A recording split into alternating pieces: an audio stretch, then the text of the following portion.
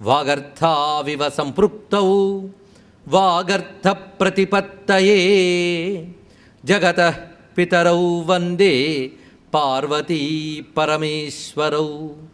గురవే సర్వలోకానాం భిషజే భవరోగిణాం నిధయే సర్వవిద్యానాం దక్షిణామూర్తయే నమః.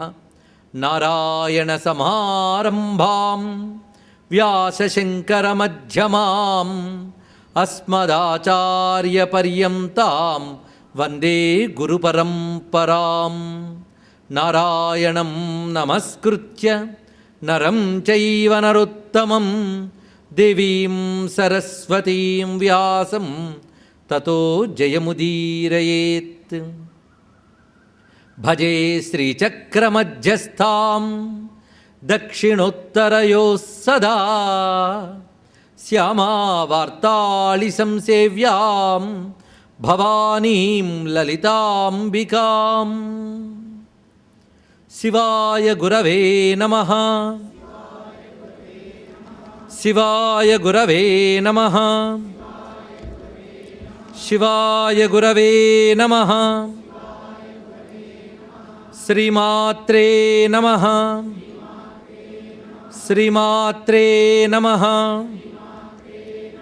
శ్రీమాత్రే నమః. శ్రీ విష్ణురూపాయ నమః శివాయ. శ్రీ విష్ణురూపాయ నమః శివాయ. శ్రీ విష్ణురూపాయ నమః శివాయ. శ్రీ కామాక్షీ పరదేవతాయై నమః. నమో మహద్భ్యో ఋషిభ్యో గురుభ్యో నమః. శ్రీ కామాక్షిమయమైన సభా సదస్సుకి సవినయ నమస్సులు సమర్పణ చేసుకుంటూ మూక కవి దర్శించి రచించిన మూక పంచశతి కామాక్షి స్తవరాజం అందులో నిన్నటి రోజున చెప్పుకున్న శ్లోకముల్లో శివశక్త్యైక్య సమయతత్వం చెప్పబడింది. సమయం అనగానే వారిద్దరి యొక్క సామ్యమే సమయం.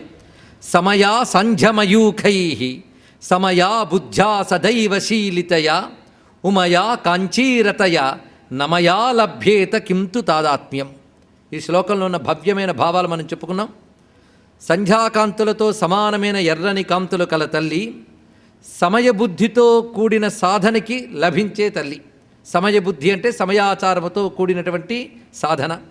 ఆవిడ ఉమాదేవి. ఉమాదేవి అంటే ఓంకార స్వరూపిణి. ఉమాశబ్దానికి ఓంకార స్వరూపిణి అని అర్థం. ఎందుకంటే ఉమా అనేది ప్రణవవర్ణస్య వ్యత్యాసరూప అని నిర్వచనం చెప్తున్నారు ఇక్కడ. అందుకు ఉమా అనగా ఈశ్వర శక్తి.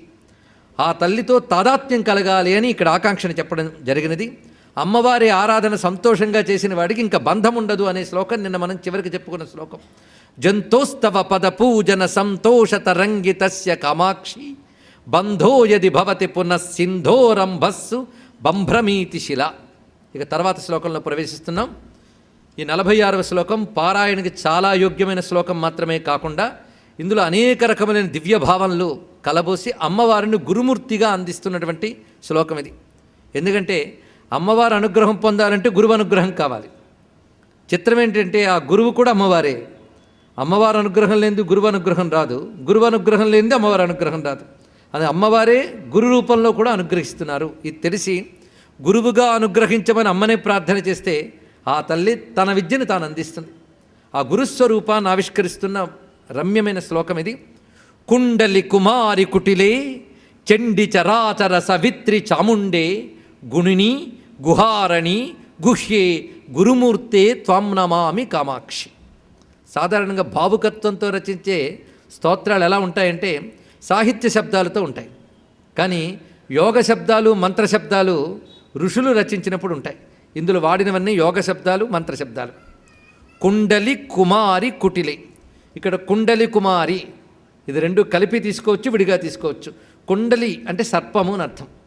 కుండలి కుమారి అంటే నాగకన్య అని. నాగకన్యా స్వరూపుడైన ఆ అమ్మ కుటిలే వంకరులు కలదానా. చండి. చండి అంటే మహాకోపస్వరూపిణి. చెడి అనే ధాతువు నుంచి వచ్చింది చండి.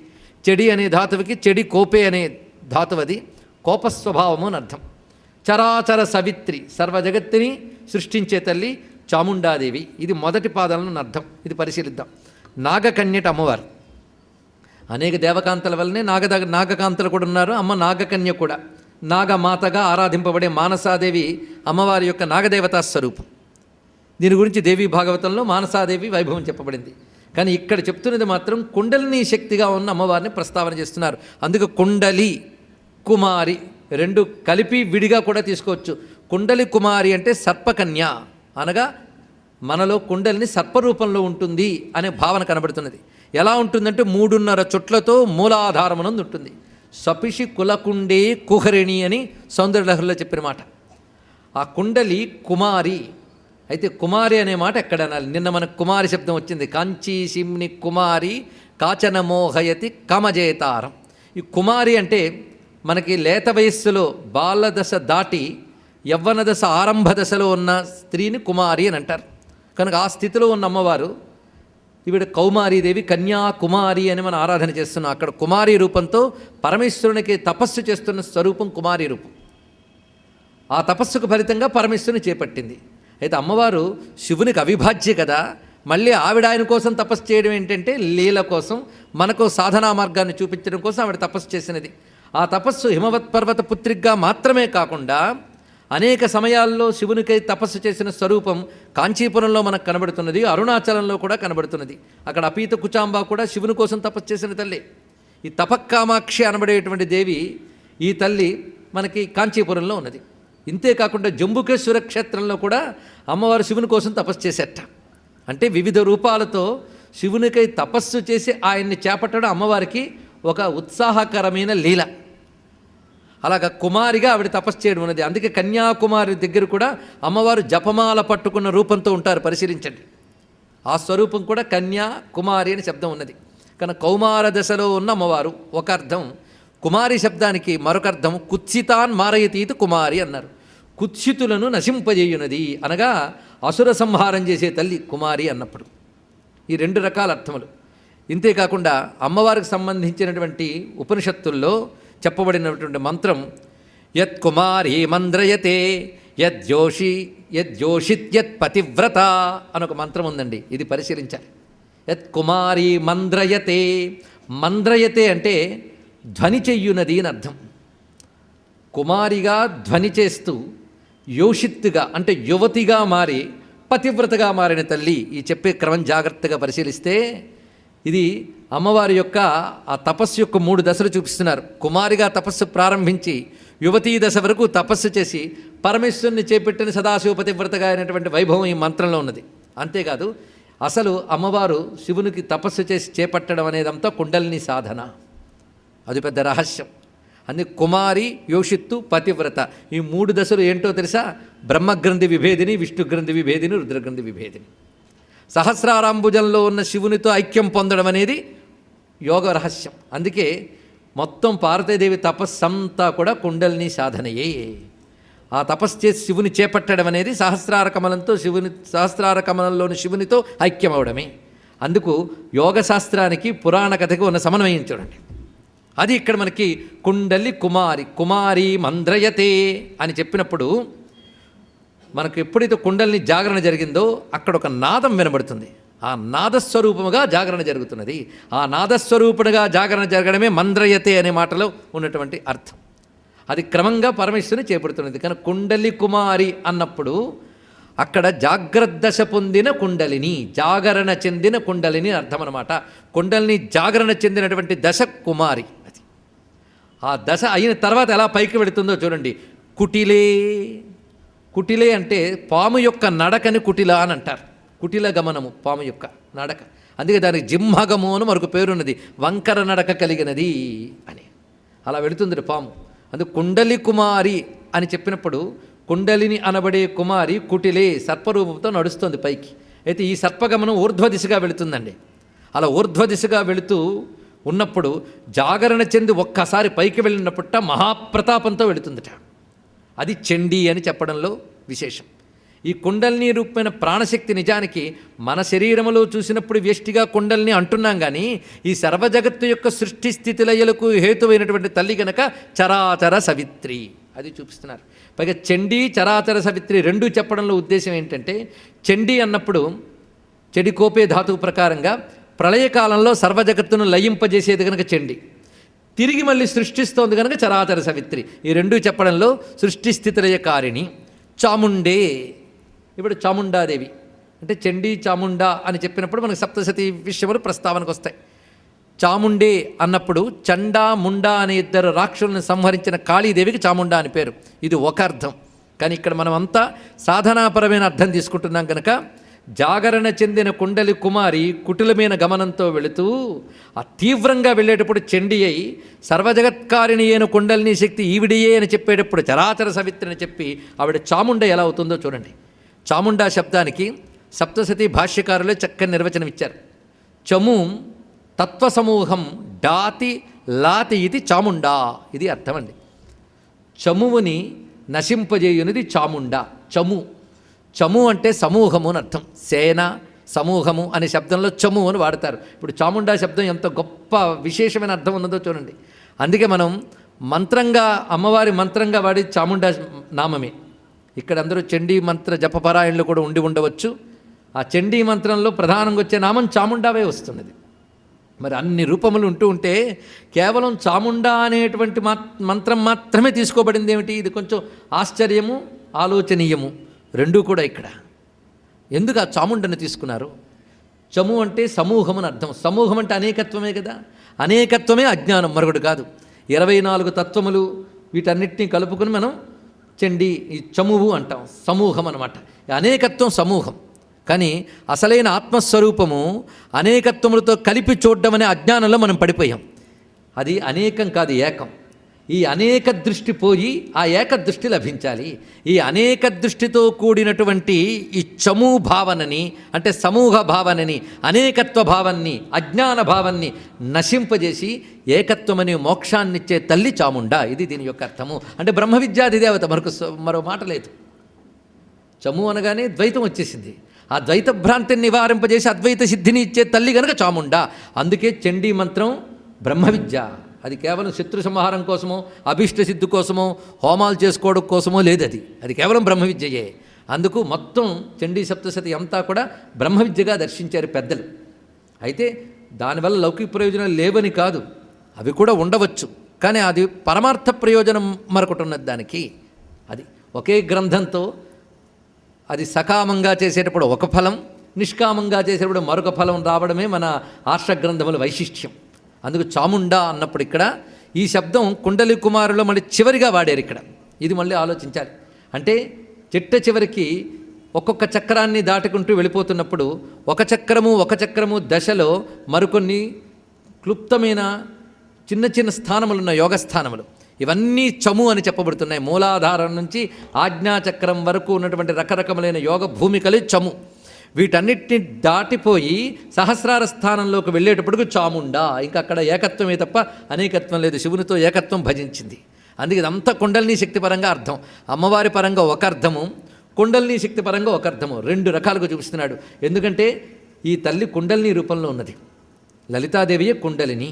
ఎలా ఉన్నది అంటే సర్వజగద్వ్యాపిని అయి ఉన్నప్పుడు సృష్టి స్థితిలయ కారణైన పరాశక్తి ఈవిడ, జగత్తుకు అతీతంగా ఉన్నప్పుడు పరతత్వ రూపిణి, వ్యష్టి యందు కుండలిని రూపిణి. ఈ మూడు రూపంగా. అందుకు పిండాండమున యందు ఈ తల్లి కుండలిని రూపంలో ఉంటుంది. బ్రహ్మాండముల యందు సృష్టి స్థితిలయ కారిణిగా ఉంటుంది. ఈ రెండిటికి అందకుండా అతీతంగా ఉన్న పరతత్వము ఈవిడయే. కనుక అమ్మను మూడు రూపములుగా మనం కొలుచుకుంటున్నాం. అది తాత్విక రూపం అని చెప్పబడుతున్నది.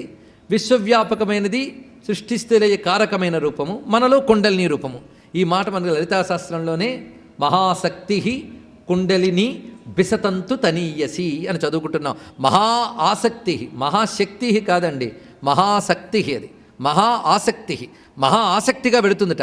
కుండలిని అంతవరకు నిద్రించి ఉంటుంది మూలాధారంలో. ఒక్కసారి జాగరణ చెందగానే ఆ సహస్రారం వైపు మహా ఆసక్తిగా వెళుతుంది. అది మహాశక్తి కుండలిని. అది సర్పరూపంలో చెప్పబడుతున్నది. అలాగే ఇక్కడ కుండలిని విద్య అంతా చెప్పబడుతున్నది. ఈ కుండలిని విద్యయే సృష్టిస్థితిలయకారిణి అని పరాశక్తి. అంటే మనలో ఆవిడ ప్రాణశక్తి రూపముగా ఉన్నది. ఆ ప్రాణశక్తిని కుండలిని అంటారు. మరి ఏమిటో కాదు, ఇది కుండలిని యోగం అంటే మాకేంటి తెలియదండి అని కాదు, మనకు తెలియకపోయినా లోపల ఉండేది కుండలిని శక్తి ప్రతి వారిలో. అందుకు తనుషు కుండలిని అంటారు ఉమాసహస్రంలో మహానుభావులు కావ్యకంఠ గణపతిముని. అందుకే ఈ శ్లోకం మొదటి వాక్యం జాగ్రత్తగా చూద్దాం. కుండలి కుమారి కుటిలే చండి చరాచర సవిత్రి చాముండే. ఈ వాక్యమంతా కుండలిని యొక్క గమనం చూపించారు. గుణిని గుహారణి గుహ్యే. ఈ శబ్దములు చాలా విశిష్టమైనవి. గుణిని, గుణిని అంటే గుణములు కలది అని అర్థం. అంటే నిర్గుణ స్వరూపమైనప్పటికీ కూడా, స్వతసిద్ధంగా నిర్గుణ అయినప్పటికీ కూడా సృష్టి స్థితిలయులు చేసేటప్పుడు ఆ తల్లి గుణిని అవుతున్నది, గుణములతో కూడింది అవుతున్నది. అంతేకాదు భక్తజనులను అనుగ్రహించడానికి కారుణ్య, వాత్సల్య ఇత్యాది దివ్యగుణములతో శోభిల్లుతున్నది. మనం అమ్మవారిని నమస్కారం చేస్తున్నామంటే అమ్మ మనకి దయ చూపించాలనే నమస్కారం చేస్తున్నాం కదా, దయ గుణమే కదా. ఆ దయ అనే గుణములో సర్వశక్తులు దాగి ఉన్నాయి కదా. కనుక సర్వశక్తులతో కూడినటువంటి వాత్సల్య కారుణ్యాది గుణములతో ప్రకాశించే తల్లి గుణిని. గుహారణి, ఇది గొప్ప చిత్రమైన శబ్దం అండి. గుహా అరణి, రెండు మాటలు వేశారు. గుహ అంటే రహస్య స్వరూపిణి అని అర్థం. పరం పుమాం సన్నిహితం గుహాయాం అని మనకు ఉపనిషత్తు చెప్తున్నది. ఆ గుహయందు ఉన్నది. గుహ అనగా హృదయము అని కూడా అర్థమున్నది. ఎందుకంటే హృదయం మన శరీరంలో అదే రహస్య స్వరూపం. రహస్యమైనది హృదయం. ఆ హృదయమునందు ఆవిడుందిట, మన హృదయంలోనే ఆవిడుందండి. ఎలా ఉన్నది? అరణి వలె ఉన్నది. గుహారణి, గుహారణి అని చెప్పడంలో రహస్యముగా ఉన్న అరణి అన్నారు ఇక్కడ. ఎందుకంటే అరణి యందు అగ్ని ఉంది. అరణి యందు అగ్ని ఉన్నది తెలుసు, కానీ ఎలా తెలియబడుతుంది? మథనం చేస్తే కానీ అందులో ఉన్న అగ్ని మనకు తెలియబడట్లేదు, కానీ అందులో ఉండడం మాత్రం ఉన్నది. అరణియందు అగ్ని ఏ విధంగా రహస్యముగా ఉన్నదో అదేవిధంగా హృదయ గుహయందు ఆ తల్లి రహస్యముగా ఉన్నది. అమ్మవారు అందరిలో ఉన్నారు కుండలిని రూపంగా అని చెప్పినప్పుడు మరి అందరికీ తెలియబడుతోంది ఆ తల్లి? తెలియబడట్లేదు, ఉండడం మాత్రం ఉన్నది. శాస్త్రం చెప్పింది కనుక మనం నమ్మేం కనుక ఉందని ఒప్పుకుంటున్నాం. కానీ ఎలా ఉన్నదయ్యా అంటే అరణియందు అగ్నివలే. ఇలా చెప్పడం గొప్ప విషయం ఏంటండి. అరణ్యంలో అగ్ని ఉన్నది నిజమే, కానీ తెలియాలంటే ఏం చేయాలి? మథనం చేయాలి. అలాగే నీ హృదయమునందు పరతత్వం ఉన్నదని నిజమే, తెలియాలంటే ఏం చేయాలి? మథనం చేయాలి. ఆ మథనమే సాధన. సాధన చేస్తే నీ హృదయంలో ఉన్న పరతత్వాన్ని తెలుసుకోగలవు అని చెప్పడం కోసమే అరణి శబ్దాన్ని ఇక్కడ ప్రయోగించారు. అది దీనిలో ఉన్న విషయం. ఎందుకంటే ఉపనిషత్తు అంతా కూడాను అరణి మంత్రంతోనే చెప్తున్నది. మన అధరా అరణిహి ఉత్తర ఇలా చెప్పేటప్పుడు అధర ఉత్తర చెప్పేటప్పుడు అరణితోనే పోల్చారు. మన యజ్ఞ సంస్కృతి కనుక అరణితోనే పోలుస్తారు. అరణి అంటే తెలుసు కదా, చాలామందికి తెలుసుకొని నేను విస్తారమైన అర్థం చెప్పట్లేదు, కానీ మళ్ళీ చెప్తున్న అరణి అంటే యజ్ఞం చేసేటప్పుడు అగ్నిని రగల్చడం కోసం మథనం చేస్తారు. ఆ అగ్నినే యజ్ఞాగ్ని యందు వాడతారు. దానికి అరణి అని పేరు. అరణి మంథానము అంటారు దానికి.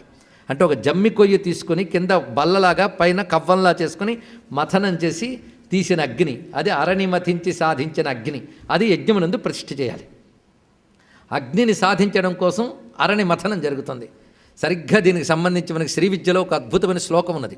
అంతర్నిరంతరం అనింధన మేధమానే. అది ఇక్కడ తెలుస్తుంది. అంతః నిరంతరం అనింధన మేధమానే. లోపల ఇంధనాలు లేవండి. అక్కడైతే రెండు కర్రపుల్లలు కనబడుతున్నాయి, కర్రచెక్కలు. ఇక్కడ మరి ఇంధనం ఏమిటి? హృదయమే. మరి అక్కడ ఎలా మథనం చేస్తున్నావు? అంతర్నిరంతరం, నీ లోపల నిరంతరము మథనం చేయి, సాధన చేయి. అప్పుడు ఆ లోపల జ్వలించేటటువంటి ఆ జ్వాలారూపిణి అమ్మవారిని నువ్వు పొందగలవు. అందుకు గుహారణి అన్నప్పుడు హృదయమునందు రహస్య రూపముగా ఉన్నటువంటిది. అందుకు గుహ్యే. గుహ్యే అంటే గుహయందున్నది గుహ్య. గుహ్య అనే నామం మనకి లభిస్తున్నది లలితాశాస్త్రంలో. గుహ్య అనేటువంటి మాట ఇక్కడ చెప్తున్నారు. గుహ్యకి సంబోధనే గుహ్యే. గుహయందున్న తల్లి అనగా హృదయ గుహయందున్న తల్లి గురుమూర్తే. ఇప్పుడు గురుమూర్తి, ఆ తల్లే గురుస్వరూపం. మనకు గురువు లభించాడు అంటే ముందు తల్లి మనల్ని గురువుగా అనుగ్రహించింది కనుకనే గురువు లభించాడు. అందుకే శ్రీ గురు సర్వకారణభూత శక్తి అని భావనోపనిషత్తు చెప్తున్నటువంటి మంత్రం. శ్రీ గురువు సర్వకారణభూత శక్తి. సర్వకారణభూత అయిన శక్తియే గురువు, లేదా గురువు సర్వకారణభూత అయిన శక్తి.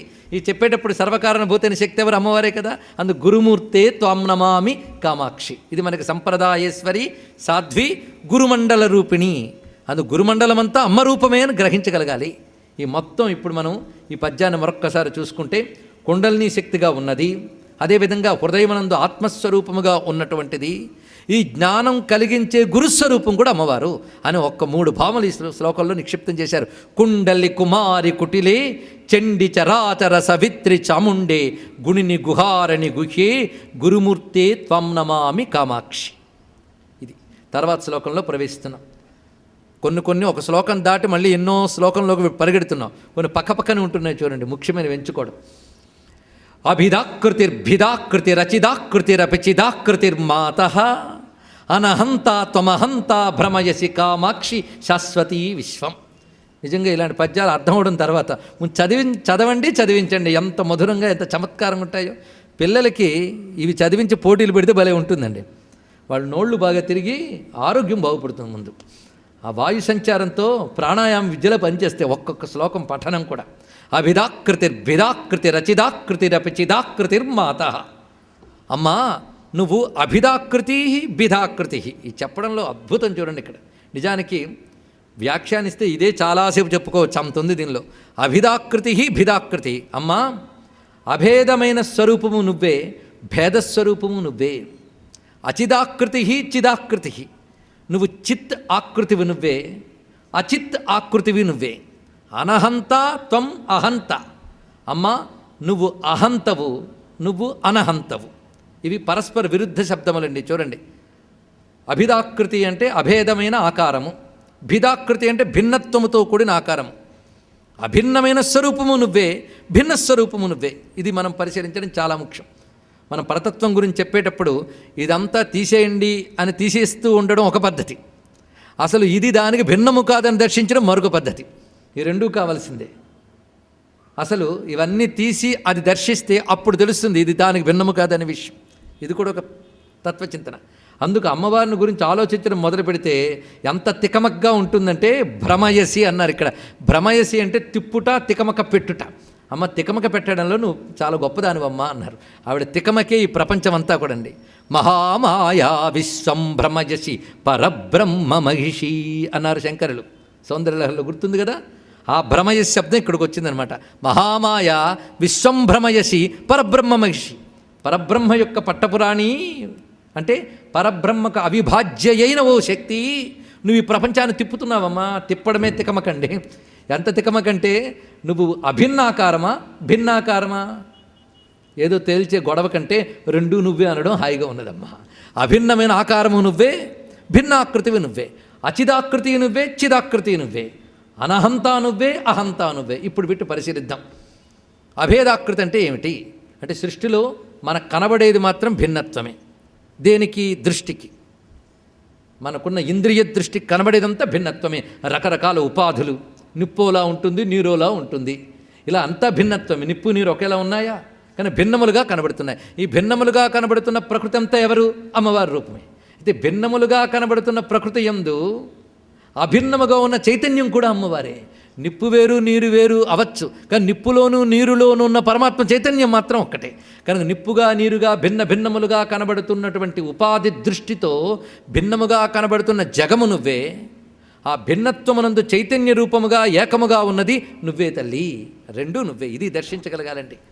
అదేవిధంగా అచిదాకృతి చిదాకృతి. అచిత్ అంటే జడం, చేతనత్వము చైతన్యము లేనిది గనక జడం. జడము నువ్వే, చైతన్యము నువ్వే. చిచ్చక్తి చేతనారూప జడశక్తిర్జడాత్మిక. అది ఇక్కడ చూపిస్తున్నాడు. ఈ సృష్టిలో చేతనాత్మకమైన జగత్తు నువ్వు, అదొకటి. ఇప్పుడు మనం పరిశీలించేది ఒక రమ్యమైన భావం ఉన్నది చూడండి.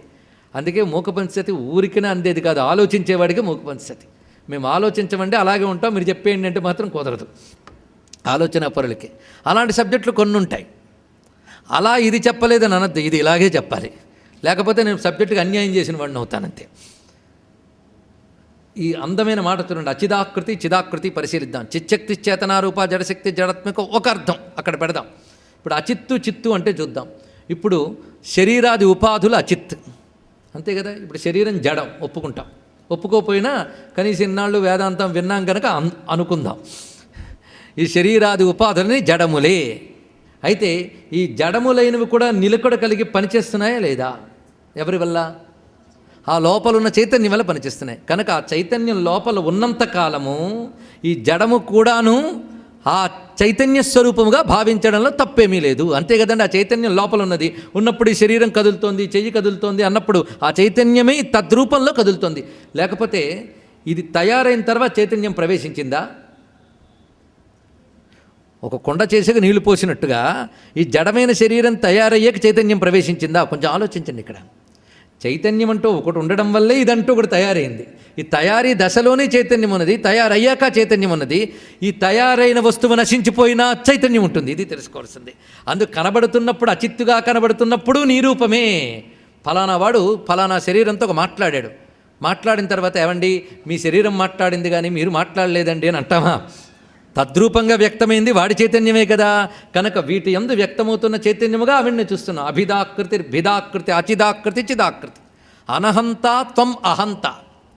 అహంకారం నీ రూపమేనమ్మా, నువ్వు అసలు అహంకారమే లేదమ్మా అన్నాడు. ఇక్కడ అహంకారం తొలగించుకోమంటాడు శాస్త్రం, అహంకారం ఏంటో తెలుసుకోమంటుంది అదే శాస్త్రం. చాలా చిత్రంగా ఉందండి. అరుణాచలం మనుచు స్మరించు వారలకు అహము తొలగించదు అరుణాచల. అహం తొలగించుకో అని చెప్తున్నాడు అక్కడ జీవన్ముక్తుడు రమణుల వారు. మళ్ళీ అహమేంటో తెలుసుకో అన్నారు. అహం తొలగించుకోమంటున్నారు, అహమేంటో తెలుసుకోమంటున్నారు. ఇదేమిటి చిత్రం? దాన్ని తొలగించేసి ఇంక తెలుసుకునేదేముంది? తెలుసుకున్నాక తొలగించేదేమున్నది? పరిశీలించండి. కన్ఫ్యూజన్గా ఉందా? ఆ కన్ఫ్యూజన్ నువ్వేనమ్మా అంటున్నాడు. అది భ్రమయసి అనేది. అదే ఇక్కడ ఆ మాయే ఆవిడ, భ్రమింపజేసే శక్తి ఆవిడ. అది దాటడం మహా కష్టం, అది దాటించేది ఆవిడే. మళ్ళీ చూడండి ఇక్కడ ఎంత అందమైన మాట. నేను నీ వదులుకో, నేనేమిటో తెలుసుకో అన్నాడు. ఇక్కడ నేను వదిలితే కానీ నేను తెలియబడతట, వదిలేస్తే తెలిసేదేముందండి ఇక్కడ? అంటే అర్థం ఏంటంటే ఏది నేను అది తెలుసుకో, నేను కాని దాన్ని నేను అనుకుంటున్నావా ఆ నేను వదులుకో. అది ఇక్కడ చెప్పడం అనమాట. కనుకనే శరీరాదుల యందు నేను ఫలానా శరీరము, నేను ఫలానా నామము అని చెప్పబడుతున్నప్పుడు ఆ శరీరంలో రూపంలోనూ నామంలోనూ నేను అనుస్యూతముగాను ఉన్నది. అంటే విడవకుండా ప్రవాహ రూపంలో అందులో ఉన్నది. నేను ఈ శరీరాన్ని అన్నప్పుడు నేను అనేది శరీరం ద్వారా వ్యక్తమవుతుందా లేదా? అప్పుడు శరీరం ద్వారా వ్యక్తమవుతున్న నేను అనే చైతన్యం ఎవరు? అమ్మవారే. శరీరము ద్వారా వ్యక్తమవుతున్న నేను అనే చైతన్యం అమ్మవారే. అలా చెప్పేటప్పుడు అది అమ్మ రూపమే. కానీ నిజానికి శరీరాదులు అమ్మ కాదు, అంటే ఆత్మస్వరూపము కాదది. కానీ శరీరాదులు యందు ఆత్మ వలన అది నేను అనే భ్రాంతి కలుగుతున్నది. కానీ శరీరాదులు యందు వ్యక్తమవుతున్న నేను మాత్రం అమ్మవారే. అది తెలియాలి. అయితే శరీరాదులు నిజానికి నేను కాదు అని ఎరుక కలిగాక శరీరాదులు నేను కాదు అనడం అనహంత, శరీరాదులకు చైతన్యమిచ్చే నేను ఏదో ఆ నేనే అమ్మ అనడం అహంత. ఇది అనహంత అహంత. స్పష్టమైపోయింది కదా. అందుకు ఆ చమత్కారం అంత చక్కగా చూపిస్తున్నారు. మరి శరీరాదులు యందు వ్యక్తమవుతున్నప్పుడు నేను కాదన్నప్పటికీ వ్యక్తమవుతున్న నేను చైతన్య అమ్మవారే కదా. అది గ్రహించవలసినది. అందుకు అంత అందంగా ఇక్కడ చూపిస్తూ ఈ విధమైనటువంటిది నిజానికి నీ స్వస్వరూపం ఒకటి అయినప్పటికీ ఈ జగద్రూపంలో చూసినప్పుడు వేరేగా కనబడుతున్నదే. ఈ వేరేగా కనబడ్డం అనేది నీ యొక్క మహామాయ యొక్క స్వరూపము. అది భ్రమయసి అనే మాటలో చూపిస్తున్నారు. భ్రమయసి అంటే తిప్పుతున్నది అని ఒక అర్థము, తికమక పెడుతున్నది అని ఒక అర్థం. ప్రపంచం తిప్పడమే తికమక, తికమక లేనిది తిప్పడము లేదు. కానీ జగన్ నిర్వహణ అంతా ఈ స్వరూపంతోనే జరుగుతున్నది. అందుకు అభిధాకృతిర్భిధాకృతిరచిదాకృతిరపిచిదాకృతిర్మాత అనహంత త్వమహంత భ్రమయసి కామాక్షి శాశ్వతీ విశ్వం. ఇక్కడ శాశ్వతీ అనే మాటలు ఏంటంటే ప్రపంచాన్ని నువ్వు రకరకాలుగా తిప్పుతున్నావు, కానీ ఈ రకరకాలు తిప్పేటప్పుడు నీకు మాత్రం ఏ మార్పు లేదమ్మా. తిప్పుతున్నది నువ్వు కానీ తిరుగుతున్నది నువ్వు కాదు. అది ఇక్కడ నీకు పరిణామం లేదు. తిప్పడం తిరగడం అంటే పరిణామమే కదా. పరిణామం ప్రపంచాన్ని, నీకు పరిణామం లేదమ్మా, నువ్వు పరిణామరహితురాలిగా ఉంటున్నావు. అందుకే శాశ్వతీ అనే మాట అక్కడ చూపిస్తున్నారు.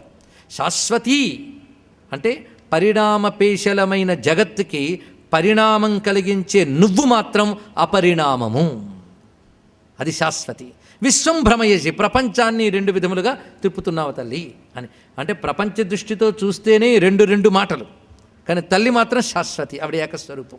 ఇది అంటే ఇప్పుడు మనకు అర్థమవుతున్నది మూక పంచసతి కేవలం ఒక మంత్ర విద్యగా మిగలకుండా బ్రహ్మ విద్యగా ఎలా పరిణమిస్తుందో చూడండి ఇక్కడ.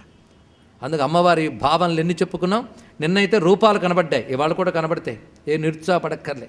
అందుకే శబ్దభావన, అర్థభావన, రూపభావన, తత్వభావన, ఇంకో భావన యోగ భావన. ఇందాక చెప్పుకున్నట్టు కుండలిని యోగ భావన. ఇన్ని భావనలు మనకు ఆర్యాశతకంలో చూపిస్తున్నారు. అందుకే ఆర్యాశతకం ఇన్నిన్ని భావనలు కనబడతాయి. మిగిలిన వాటిలో పాదం పట్టుకుంటే పాదమే, నేత్రములు పట్టుకుంటే నేత్రమే. కనుకనే ఆర్యాశతకానికే ఎక్కువ సమయం పడుతోంది.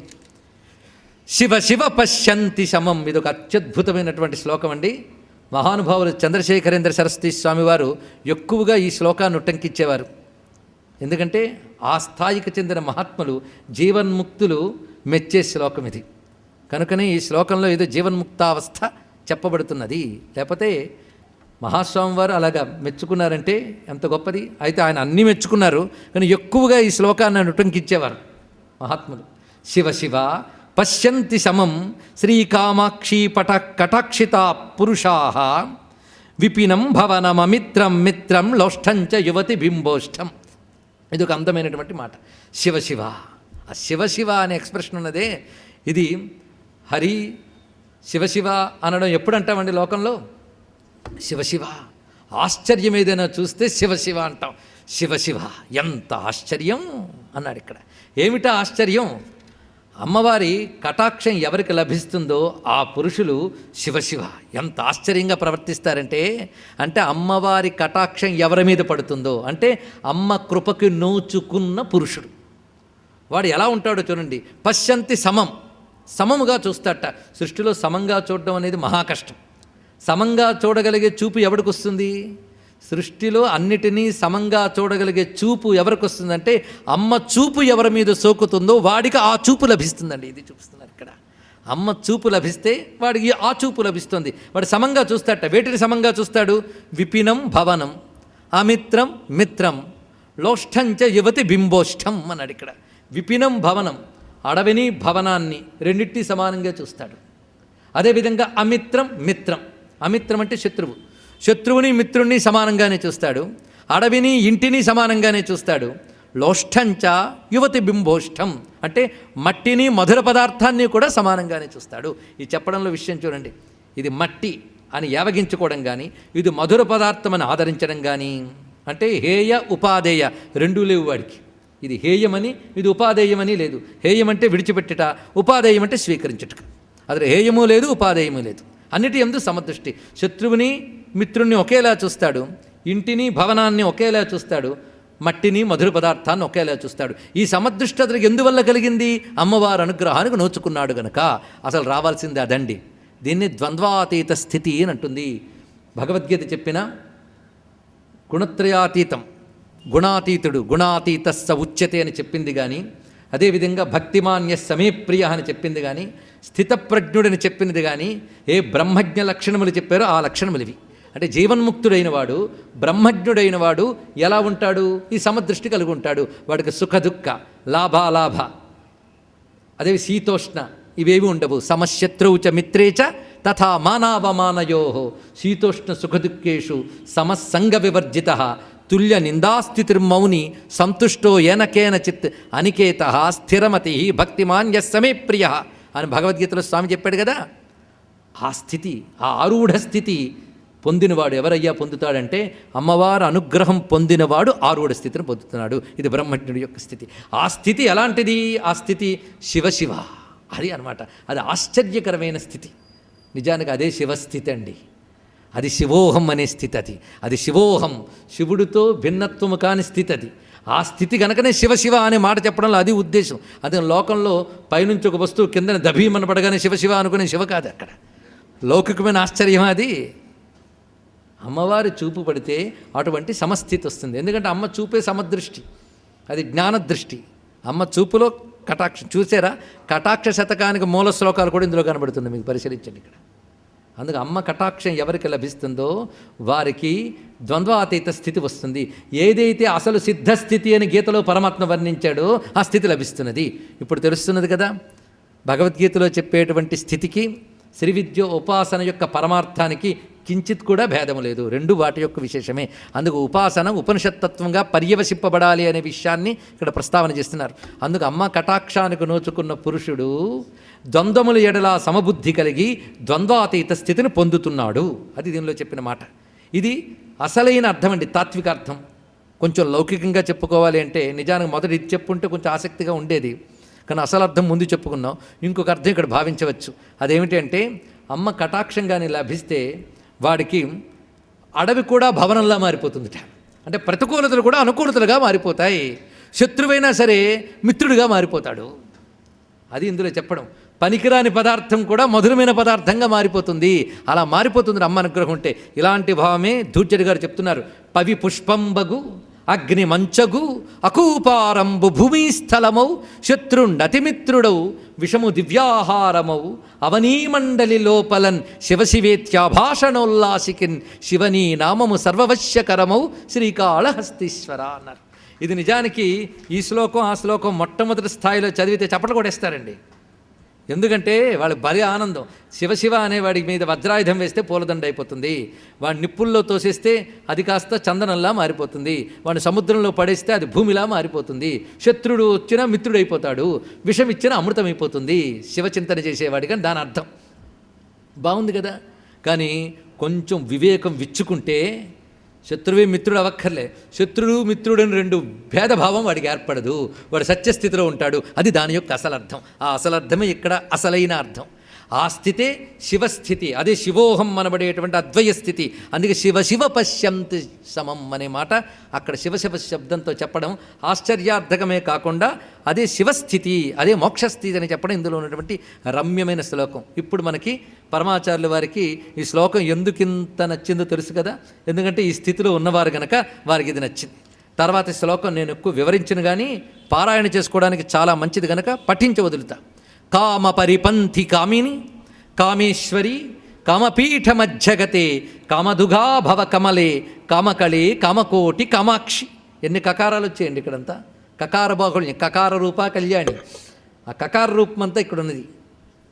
కామ పరిపంథి కామిని. ఎందుకు నేను దీనికి అర్థం చెప్పను ఎందుకన్నానంటే నిన్నటి వరకు చెప్పిన శ్లోకాల్లో అర్థం ఉన్నది. కామ పరిపంథి అంటే మన్మథ శత్రువు. మన్మధుడికి శత్రువైన శివుడు, కాముడికి శత్రువైన శివుడికి ఈవిడి కామిని. కామ పరిపంథి కామిని. కామేశ్వరి. కామేశ్వరి అంటే ఏంటో మనం నిన్ననే చెప్పుకున్నాం. కామాక్షి కామేశ్వరి.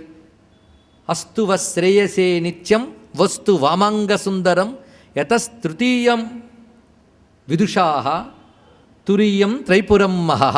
ఆ శ్లోకానికి అర్థం నేను చెప్పుకున్నాం, గుర్తుంది కదా. తృతీయం తురీయంగా పర్యవశింపజేసేటువంటి విద్య, అదే శ్రీ విద్యా కామసేవిత. అందుకు కామేశ్వరి. కామపీఠం అజ్జగతే కామదుఘా భవ కమలే. ఇక్కడుందండి. హే కమలే కామదుఘా భవ అని. హే కమలే అని అమ్మవారిని సంబోధించారు. కమల అంటే లక్ష్మి అని ఒక అర్థం. కమలే అన్నప్పుడు ఇక్కడ సహస్రార కమల స్వరూపిణి, ఇది దీని యొక్క అసలైన అర్థం. కమలే కామదుఘా భవ. అమ్మా నాకు నువ్వు కోరికలను పిదికి ఇవ్వమ్మా. కామధేనువు నుంచి మనం పొందుతాం సంపదన్ని. అదేవిధంగా అమ్మ నువ్వు కామదుఘా భవ, నా కోరికలను పిదికి ఇవ్వు. ఇది కామదుఘా భవ అంటే నా కోరికలన్నీ నెరవేర్చు. కామకళే కామకోటి కామాక్షి. కామకోటి అంటే శక్తిపీఠము అని అర్థాన్ని నిన్న చెప్పుకున్నాం. కామకళే అమ్మ యొక్క విద్య పేరు కామకళా విద్య. అందుకు ఆ కామకళా విలాసమని అమ్మ శాస్త్రం యొక్క పేరండి. ఆ కామకళ బ్రహ్మకళ, సామాన్యం కాదు. అది కా ఆ మా కళ, అది అర్థం. ఆ కా ఆ మా అనే మూడింటి యొక్క అర్థము సృష్టి స్థితి లయ, ఈ మూడు కలిగించేటువంటి శక్తి కామ. ఆ మూడు చేసే బ్రహ్మ విష్ణు రుద్రులు. కకారం బ్రహ్మవాదీచ, అకారో విష్ణువాచక, మకారో రుద్రవాదీచ. బ్రహ్మ విష్ణు రుద్రులు అనబడేటువంటి సత్వరజస్తనమో గుణ నియామకుల చేత సృష్టి స్థితులన్నీ చేస్తున్నది. ఆ మూడు శక్తుల్ని తన కళ్ళల్లోనే పెట్టుకుని వాటిని తెరచి ముయ్యడంలోనే సృష్టి స్థితులన్నీ చేస్తుంది కనుక ఆ కళ్ళు కామాక్షి అని చెప్పబడుతున్నాయి. అది దాని యొక్క విశేషము. అమ్మ కన్నులు తెరిచి మూసే లోపల ఉన్మేష నిమిషోత్పన్న విపన్న భువనావళి. కళ్ళు తెరవడం సృష్టి, అది నిలిపి ఉంచడం స్థితి, తిరిగి మూసేయడం లయ.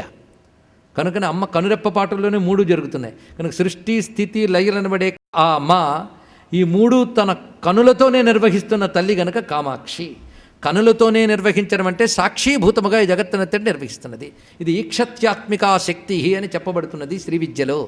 ఆ ఈక్షత్యాత్మిక శక్తి అదే స ఐక్షత బహుశ్యాం ప్రజాయేయా అని ఉపనిషత్తులో చెప్పబడుతున్నమాట. ఆ విషయమే ఇక్కడ కామాక్షి అన్నప్పుడు ఇది తెలుసుకోవాల్సినది. కామకళే కామకోటి కామాక్షి. ఆడ తర్వాత ఇవి ఉపాసనా ప్రక్రియలన్నీ చెప్తున్నారు కనుక సాధకులకు పనికొచ్చే అనేక ప్రక్రియలు ఉన్నాయి. ఉపాసనలో రెండు రకాలు. ఒకటి జపం, రెండవది ధ్యానం, మూడవది స్తోత్రము, తర్వాత చింతనము, ఇన్ని రకాలుగా ఉంటుంటాయి. ఇందులో ఏది శ్రేష్టం? అన్నీ శ్రేష్టమే. ఎందుకంటే మనం ఎప్పుడూ ఒకే స్థితిలో ఉండం. ఒక్కొక్కప్పుడు ఒక్కొక్క స్థితిలో, ఒకప్పుడు ధ్యానం చేయడంలో ఆనందిస్తాం, ఒక్కొక్కప్పుడు స్తోత్రం చేయడంలో ఆనందిస్తాం, ఒకప్పుడు జపంలో ఆనందిస్తాం. ఒక్కొక్క స్థితి ఒక్కొక్కటి. ఒక్కొక్కప్పుడు అర్చనలో ఆనందిస్తాం. ఇన్నీ కూడా అమ్మవారి భావనతో ఆనందించడమే కనుక అన్నీ శ్రేష్టమే.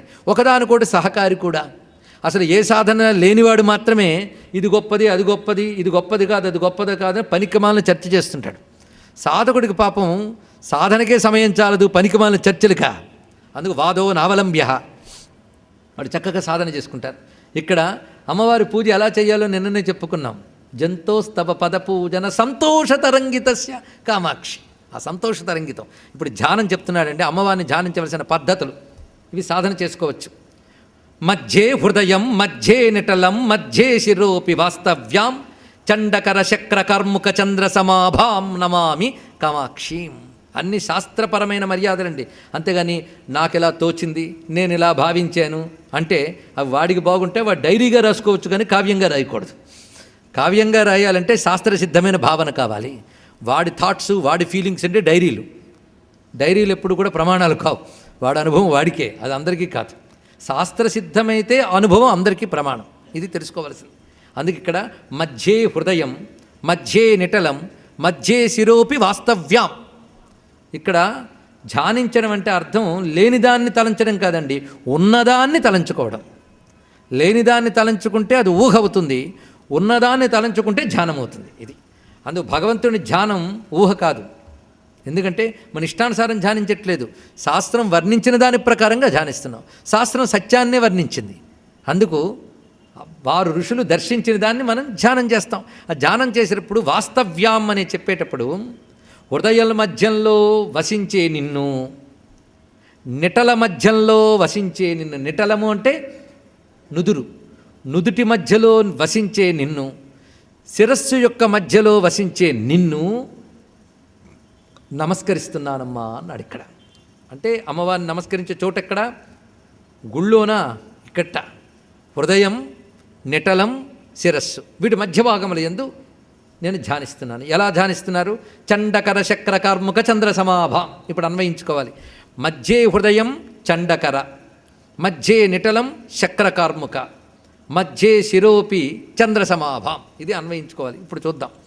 మధ్యే హృదయం, హృదయ మధ్యంలో అమ్మవారిని ఎలా ధ్యానించాలంటే సూర్యమండలమునందు ధ్యానించాలి. అమ్మవారిని సూర్యమండలమునందు, చంద్రమండలమునందు ధ్యానించే పద్ధతి ఒకటి ఉందండి. ఇది కేవలం అమ్మవారి ఉపాసనే కాదండి, మొత్తం హైందవ సంప్రదాయంలో ఉపాసన పద్ధతి ఇది. మీరు ఇవే భావాలు తీసుకుని వైష్ణవాగమాల్లోకి వెళ్తే ఇలాగే ఉంటుంది, ఇవే భావాలు తీసుకుని శైవాగమాల్లోకి వెళ్తే ఇలాగే ఉంటుంది. మళ్ళీ కుండల్ని అక్కడే ఉన్నది. అక్కడ కుండల్ని విష్ణు స్వరూపంగా చెప్తాడు, ఇక్కడ కుండల్ని శివస్వరూపంగా చెప్తాడు. ఏదైనా ఒకటే, పేర్లు మారే, ఉపాసకుడి యొక్క అభీష్ట రూపంగా మారే, తత్వం మాత్రం ఒక్కటే. ఇది తెలుసుకోవలసినది. అక్కడ శివశివ పశ్యంత సమమే. భగవద్గీతలోనైనా అదే, ఇక్కడైనా అదే, ఉపనిషత్తులోనైనా అదే ఆ తత్వం. అందుకే ఆ సమన్వయ సూత్రం మర్చిపోవద్దు. ఈ ధ్యాన పద్ధతులు మనకి అనేక చోట్ల చెప్తాడు. ముఖ్యంగా ఉద్ధవ గీతలో భగవాన్ని ఎక్కడెక్కడ ధ్యానించాలో చెప్తాడు కృష్ణ పరమాత్మ. ఇదే విషయం సూత సంహితలో శివుణ్ణి ఎక్కడెక్కడ ధ్యానించాలో చెప్తారు. సబ్జెక్ట్ ఇదే. సూర్యమండలంలో ధ్యానించాలి, చంద్రమండలంలో ధ్యానించాలి. ఈ రెండు ప్రధానం పెట్టుకుందాం, తర్వాత మిగిలిన చూద్దాం. సూర్యమండలంలో, చంద్రమండలంలో. అయితే పొద్దున సూర్యుడు రానియండి, ధ్యానిద్దాం సూర్యమండలంలో. అంటే ఇప్పుడు సూర్యుడు లేడు కదండి, సూర్యమండలంలో ధ్యానించి ఇప్పుడు చేయొచ్చుట. ఎలాగంటే మన హృదయంలో ఒక అద్భుతమైన సూర్యమండలం ఉన్నట్లుగాను, ఆ సూర్యమండల మధ్యంలో బంగారు కాంతులతో ఉన్న పరమపురుషుని ధ్యానించడం, ఇది సూర్యమండల ధ్యానం. అదేవిధంగా చంద్రమండలం తెల్లగా చల్లగా ఉంది, దాని మధ్యలో అమ్మవారో అయ్యవారో ధ్యానించడం, ఇది చంద్రమండల ధ్యానం. ఇది మనలోనే చేయొచ్చు. ఇది బయట కూడా ఉదయం సూర్యుడు కనపడగానే ఆ సూర్యమండలంలో అమ్మవారిని అలాగా ధ్యానించండి, భావించండి. పాశాంకుశ ధనుర్బాణధరాం అరుణ విగ్రహాం సూర్యమండల మధ్యస్థాం ధ్యాయే త్రిపుర సుందరీం. శాస్త్రం చెప్తుంది ఇక్కడ. పాశాంకుశ ధనుర్బాణములు ధరించి ఎర్రని కాంతులతో ఆ సూర్యమండలంలో అమ్మవారు ఉన్నారని పొద్దుపూట సూర్యమండలం చూసి నమస్కారం చేయండి. అది పెద్ద శ్రీచక్ర ఉపాసన. అది కూడా అదే వియచ్చక్రం, అక్కడ శ్రీచక్రం అదే. అలాగే మీ హృదయంలో సూర్యమండలం ధ్యానించండి, అదే చెప్తున్నాడు ఇక్కడ. అది మధ్యే హృదయం చండకర. చండకరుడు అంటే సూర్యుడిని అర్థం, తీవ్రమైన కిరణములు కలవాడు. చండకరుడు అంటే సూర్యుడు. కానీ మధ్యే హృదయం చండకర, హృదయ మధ్యంలో ఆ సూర్యమండల స్వరూపముగా అమ్మను ధ్యానించాలి. అరుణకాంతులు వెజ్జల్లుతూ సూర్యమండల రూపంతో ఉన్నది. అది మధ్యే నిటలం శక్రకార్ముక. మధ్యే నిటలం అంటే పాలభాగంలో శక్రకార్ముక. శక్ర అంటే ఇంద్రుడు, కార్ముకము అంటే ధనుస్సు. శక్రకార్ముక అంటే ఏమిటి? ఇంద్రధనుస్సు. పాలభాగం మధ్యంలో ఇంద్రధనువు ఆకారంలో ఉన్న అమ్మవారిని ధ్యానించాలి. ఇంద్రధనువు అంటే ఏమిటో కాదు, బహువర్ణ సముదాయముతో ఉన్నది, రకరకాల రంగులను వెజ్జల్లుతూ ప్రకాశిస్తున్నది. దీన్ని అగ్నిమండలం అంటారు కొంతమంది. అగ్ని అంటే చిత్రం దేవానా ముదగాదినీకం అన్నట్లుగా బహువర్ణములతో శోభిస్తూ ఉంటాడు అగ్నిదేవుడు. అలాగే ఇక్కడ ఇంద్రధనువు అని చెప్పినప్పుడు రకరకాల రంగులతో ప్రకాశించే అమ్మవారిని ధ్యానించాలి. ఎక్కడ? పాలభాగంలో ధ్యానించాలి. ఇక చంద్రసమాభాం, చంద్రుని వలె తెల్లగా చల్లగా హిమబింబము వలె ఉన్నటువంటి స్వరూపం ఎక్కడ ధ్యానించాలి అంటే బ్రహ్మరంధ్రం, అది శిరోమధ్యం. చంద్రసమాభాం, శిరోమధ్యంలో ధ్యానించాలి. ఎందుకంటే అక్కడ చంద్రమండల రూపిణిగా అమ్మవారి సహస్రార కమలంలో ప్రతివారికి ఉంటారండి. యోగి తెలుసుకుంటాడు, తెలుసుకోలేకుండా కొందరు రోగులై భోగులై తిరుగుతూ ఉంటారు, అది వేరే విషయం. కనుక మొత్తం 3 స్థానములు ఏమిటి? ఉదయమనందు చండకర సూర్యస్వరూపము, పాలభాగమనందు ఇంద్రధనువు యొక్క కాంతులు, శిరస్సునందు చంద్రకాంతులు. అలాగా ఉన్న నిన్ను నమస్కరిస్తున్నాను అన్నాడు ఇక్కడ. అలా ఉన్నావు నువ్వు, అలా వాస్తవ్యాం త్వాం నమామి, అలా ఉన్న నిన్ను నేను నమస్కరిస్తున్నానమ్మా అన్నాడు ఇక్కడ. సరిగ్గా మీరు చదివితే శిరస్థిత చంద్రనిభా ఫాలస్థ ఇంద్రధను ప్రభా హృదయస్థ రవిప్రక్ష త్రికోణాంతర దీపిక. ఈ త్రికోణాంతరం ఇదే సూర్యమండల, చంద్రమండల, అగ్నిమండలం అండి. 3 ఇంకోటి కాదు ఇక్కడ. అదే ఏణాంకానాల భానుమండల సత్రిచక్ర మధ్య స్థితాం, ఇది స్వరూపం. మన శరీరంలో ఆ స్థానములు ఇక్కడిక్కడ ఉన్నాయి, ఇవి యోగ స్థానములు, అక్కడ భావించు. అలా ఉన్న నిన్ను నమస్కరిస్తున్నాను అంటే అమ్మవారిని ఎన్నెన్ని రకాలు భావిస్తున్నారు చూడండి. ఒక సగుణ రూపంతో ఉన్న తల్లిని చూపిస్తున్నారు, ధరణిమయీం తరణిమయీం అన్నట్లుగా విశ్వరూపిణిగా ఉన్న తల్లిని మనం దర్శించాం.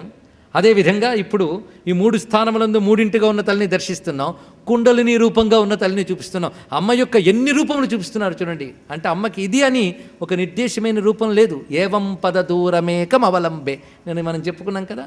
ఇవన్నీ కూడా ధ్యాన ప్రక్రియలు, భావనా ప్రక్రియలు. ఈ విధంగా ఇక్కడ ధ్యానించి తర్వాత శ్లోకంలో ప్రవేశిస్తున్నాం. ఇక్కడ నుంచి కూడా కొంచెం లోతైన అంశములేనండి, సామాన్యములు కావు ఇవన్నీ కూడా. 52వ శ్లోకం. నందతి మమ హృది కాచన మందిరయంతి నిరంతరం కాంచీం ఇందుర విమండల కుచ బిందు వియన్నాద పరిణతా తరుణి. ఇది ఇక్కడ ఈ శ్లోకం ఒకటి రమ్య భావన. నందతి మమ హృది, నా మనస్సు ఆనందపడిపోతుంది. ఎక్కడ ఆనందపడిపోతుంది? అమ్మవారి ధ్యానంలో నా మనస్సు ఆనందపడుతుంది. కాంచీపురాన్ని మందిరంగా చేసుకున్న తల్లి దగ్గర నా మనస్సు ఎంతో ఆనందిస్తున్నది. మందిరయంతి నిరంతరం కాంచీ అంటే కాంచీపురాన్ని మందిరముగా చేసుకున్న అమ్మవారు, ఆ అమ్మవారి ధ్యానంలో నా మనస్సు ఆనందిస్తున్నది. కాంచీపురాన్ని మందిరంగా చేసుకున్న తల్లి ఎలా ఉంది? కాంచీపురంలో మాత్రమే ఉందా? ఇంకెక్కడా లేదా? ఆవిడ స్వరూపం చూడండి. అదే గొప్ప విషయం ఏంటంటే అర్చామూర్తికి అంతర్యామికి సమన్వయం అండి. ఇది ఉపాసనలో చాలా ఉత్కృష్ట స్థితి. అర్చామూర్తి అంటే మనం ఒక రూపం, ఒక స్థితి అనుకుంటాం, దానికి సర్వాంతర్యామైన తత్వానికి అలా సమన్వయం చేయాలో ఇక్కడ గ్రహించాల్సింది. అన్నమయ్య చేస్తాడు ఈ భావన. నిత్య పూజలివో నేరిచెనువో దగ్గర చేశాడు ఆయన. అంతేకాదు షోడశ కళానిధికి షోడశోపచారములు, అలరు విశ్వాత్మకునకు ఆవాహనమిదే, సర్వనిలయునకు ఆసనము నెమ్మినిదే అంటాడు మహానుభావుడు. సర్వవిశ్వాత్మకుడికి నేను ఇక్కడ ఆసనం ఇస్తున్నాను. ఆ మాట అన్నప్పుడే సర్వత్రా ఉన్నవాడికి ఆసనం ఇవ్వడం ఏంటయ్యా అని మనకు అనిపిస్తుంది. కానీ నేను ఆసనం ఇస్తున్న స్వామివారు సర్వత్రా ఉన్నవాడు అనే భావనతో చెయ్యు, అది గొప్ప ఉపాసన అవుతుంది. అదే ఇక్కడ చూపిస్తున్నాడు. కాంచీపురంలో మందిరం చేసుకున్న మా అమ్మన్నదే, ఆవిడ ఇందు రవి మండల కుచ, ఆవిడ వక్షస్థలంలో ఆ 2 స్వరూపములు ఏవయ్యా, జగతికి స్తన్యమిచ్చేటువంటి ఆ 2 వక్షస్థల భాగములు ఇందు రవిమండల కుచ. ఇది మనం వివరించి చెప్పుకున్నాం గతంలో, కనుక నేను వ్యాఖ్యానించక్కర్లేదు, మొన్ననే చెప్పుకున్నా ఈ మాట. ఇందు రవిమండల కుచ సూర్యచంద్రౌ స్తనౌ దేవ్యా తావేవ నయన స్మృతౌ ఉభౌ తాటంకయుగళవు ఇత్యేషా వైదికీ శృతి అని శాస్త్ర ప్రమాణంగా సూర్యచంద్రులు అమ్మవారికి నేత్రములుగాను, కర్ణమునకు తాటంకములుగాను, వక్షస్థలములుగాను వర్ణించబడతాయి. దృష్టిస్వరూపములు అన్నప్పుడు నేత్రస్థానములో చెప్పబడుతున్నాయి, దర్శన శక్తి అని చెప్పినప్పుడు. అవి సాక్షీభూతముగా ఉంటూ జగజ్జననికి లోక విషయములన్నీ తెలియజేస్తాయన్నప్పుడు కుండలములుగా చెప్పబడుతున్నాయి. జగత్తును పోషించే ప్రాణస్వరూపములు అని చెప్పినప్పుడు అవే వక్షస్థలముగా వర్ణింపబడుతున్నాయి. అందుకు ఇప్పుడు అమ్మ రూపం ఎలా ఉన్నదండి? ఇందురవిమండల కుచాం అన్నప్పుడు లలితా విశ్వవిగ్రహ అనే మాట ఇప్పుడు మనం తెలుసుకోవాలి. లలితాదేవి అంటే విశ్వవిగ్రహ, వీరారాధ్య విరాట్ రూప, విశ్వరూపిణ తల్లి. అందుకే విశ్వవిగ్రహ అయినటువంటి ఆ తల్లి విశ్వవిగ్రహ అయినప్పుడు వక్షస్థల స్థానంలో సూర్యచంద్రుడు ఉన్నారు. అయితే విశ్వరూపముగా అమ్మ పరిణమించినప్పుడు ఉపాసనలో పరిణామవాదం తీసుకోవచ్చు. ఉపాసనలో తత్వచింతనలో వివర్తవాదానికి వెళతాం. ఉపాసనలో పరిణామవాదం ప్రమాణం. దానికి శంకర భగవత్పాదుల వారే బ్రహ్మసూత్ర భాష్యంలో తెలియజేశారు. అవి రహస్యములు. ఇది కేవలం ఆ శాస్త్ర జ్ఞానం కలిగిన పెద్దల కోసం చెప్పాను. సామాన్యులకు బాధే లేదు, విషయం వినండి చాలు. అది ఇక్కడ ఏం చూపిస్తున్నాడు? బిందు వియన్నాద పరిణత తరుణి. అమ్మవారి విశ్వరూపం కదండి. ఈ విశ్వరూపం ఎలా వచ్చిందో చూడండి. ముందు బిందువుట, తర్వాత వియత్తు, తర్వాత నాదము. ఈ మూడు చెప్పడంలో బిందువు, బిందువు అంటే డాట్, అది కదా బిందువు, వియత్తు, నాదము. వియత్తు అంటే అర్థం ఏంటి? ఆకాశం. బిందువు, ఆకాశము, నాదము. ఈ మూడు రూపములుగా నువ్వు పరిణమించేవమ్మా అన్నారు ఇక్కడ. అంటే నిర్గుణమైన పరతత్వము ఈ జగత్తును చెయ్యాలి అని సంకల్పించుకున్నప్పుడు సాయిక్షత బహుశ్యాం ప్రజాయ అన్నప్పుడు సా అకామయత ఏకోహం బహుశ్యాం అని చెప్పినటువంటి మాటలు ఉన్నాయే, ఆ ప్రథమ స్పందన అంటే సగుణము నిర్గుణముగా పరిణమించేటప్పుడు ప్రథమ స్థితి బిందువు. ఆ బిందు స్థితిలో ఎలా ఉంటుందంటే మాయా సబలిత బ్రహ్మము చెప్పబడుతుందట. అంటే అఖండ మాయాశక్తితో కూడిన బ్రహ్మమును అక్కడ ఉపాసన చేస్తాం. అది బిందువు. అదే శ్రీచక్రంలో బిందువు అని చెప్పబడుతున్నది. ఆ బిందువు మొదట వస్తుంది. ఆ బిందువు వ్యాపకత్వం. ఆ వ్యాపకత్వం వచ్చినప్పుడు వియత్. ఆకాశం అంటే వ్యాపకమే కదా. ఆ ఆకాశమునందు అన్నీ కలుగుతున్నాయి. ఆకాశమునందు అంటే బిందువు, వియత్తు, తర్వాత శబ్దము, నాదము, తర్వాత మిగిలిన జగత్తంతా కూడా. కనుక ముందు ఈ మూడు, బిందువు, ఆకాశము, నాదము, తర్వాత సమస్తమైన జగత్తు ఏర్పడుతున్నది. కనుక సృష్టికి అతీతమైన నువ్వే ఈ సృష్టి ఆరంభ దశలో బిందువుగాను, సృష్టి విస్తార దశలో వియత్తుగాను, ఈ సృష్టి యందు సకల ఉత్పత్తులకు నాదరూపములుగాను వస్తావమ్మా అన్నారు ఇక్కడ. ఇందులో ఒకటి చెప్తే మిగిలినవన్నీ స్వీకరించాలని ఉపలక్షక న్యాయం అని ఒక న్యాయం ఉందండి. అంటే ఒకటి చెప్పామంటే మిగిలినవన్నీ తీసుకోవాలట. అలాగా వియత్ అంటే ఆకాశం. ఆకాశం అని చెప్పారంటే మిగిలిన 4 భూతాలు కలిపేసుకోండి ఇక్కడ. ముందు బిందువుగా ఉన్న నువ్వే ఆకాశము, వాయువు, నీరు, భూమి, ఆకాశము, వాయువు, అగ్ని, నీరు, భూమిగా పరిణమించేవమ్మా. అది వియత్ అన్నప్పుడు. అది నాదం అంటే శబ్దము కదా. శబ్దం ఒక్కడ చెప్పారంటే స్పర్శ, రూప, రస, గంధ అనబడే తన్మాత్రల రూపముగా నువ్వే వచ్చేవమ్మా అని మనం తీసుకుంటే సమంజసంగా సరిపోయింది.